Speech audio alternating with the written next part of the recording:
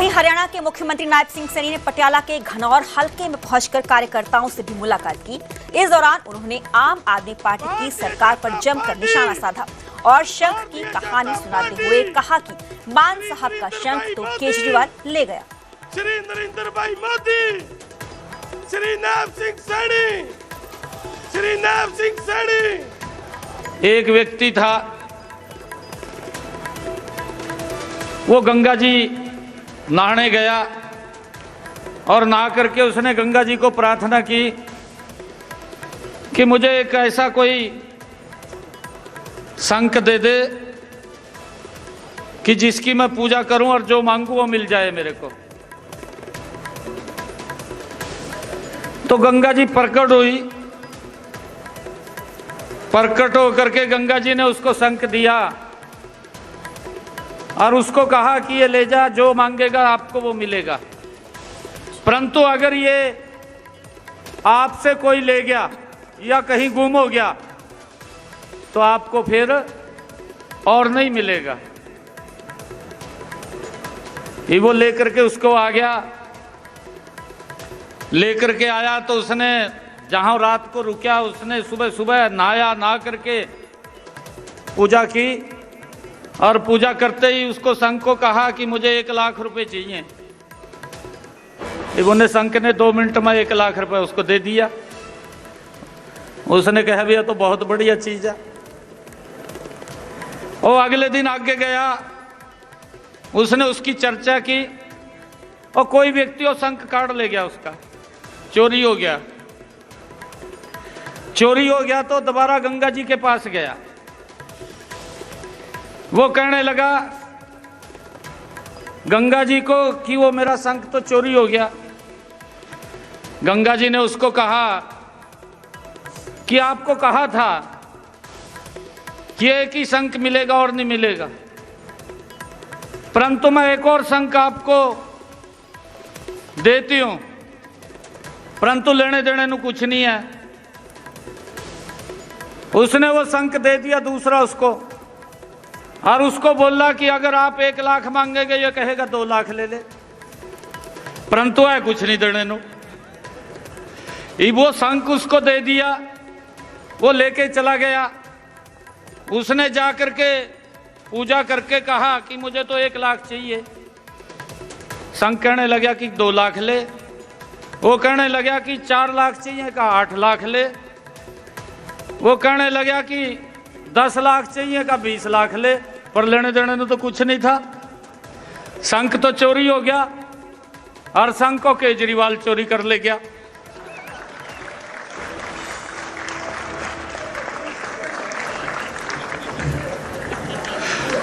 साथियों,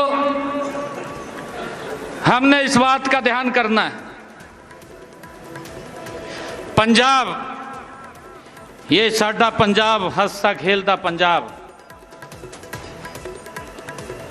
ये हमारा पंजाब, ये विकसित पंजाब। साथियों, ये नशे ने बर्बाद कर दिया पंजाब। रोजगार नहीं है और मैंने वायदा किया था हरियाणा के अंदर युवाओं के साथ। कांग्रेस वाला ने जैका मैंने रिजल्ट तैयार किए, जब मुझे आदरणीय प्रधानमंत्री जी ने जिम्मेवारी दी तो मेरे को जिम्मेवारी दी, मैंने घोषणा कर दी, मैं 50,000 युवाओं को नौकरी दूंगा। मेरे पास समय कम था, घोषणा कर दी तो मैंने लगभग 17-18,000 युवाओं को नियुक्ति पत्र दे दिए, उनको ज्वाइनिंग दी। मैंने रिजल्ट निकाले, लगातार मैं उसके ऊपर स्ट्रेस किया, परंतु कोड ऑफ कंडक्ट लग गया, आचार संहिता लग गई।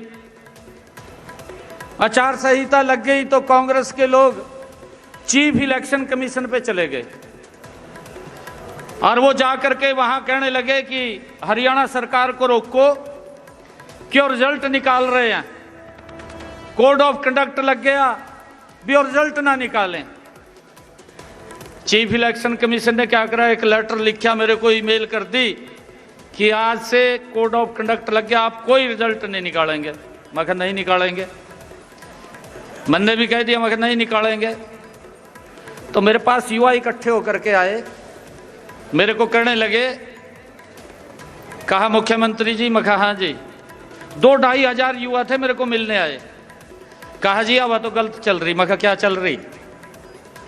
कहा जी ऐसी हवा चल रही, अभी कांग्रेस की सरकार बढ़ागी। मेरे को कहने लगे, और आप कहा एक काम करो, कहा ये रिजल्ट निकाल दो। मैंने कहा रिजल्ट तो नहीं मैं निकालूंगा। मैं कहा मेरे को चुनाव आयोग ने कह दिया भी आप रिजल्ट नहीं निकालेंगे।